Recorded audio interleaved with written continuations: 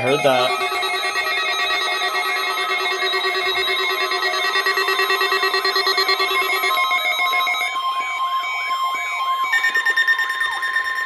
The preceding was a test of the National Weather Service Emergency Warning System from Atlanta, KEC-80. This test is conducted at approximately 11:30 each Wednesday morning, weather permitting. If this had been an actual emergency weather situation, the warning alarm would have been followed by an actual watch or warning.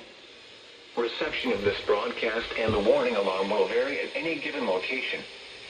This variability, normally more noticeable at greater distances from the transmitter, will occur even if you are using a quality receiver in perfect working order. To provide the most consistent warning service possible, the warning alarm will normally be activated for warnings in selected watches within a 40-mile radius of your transmitter.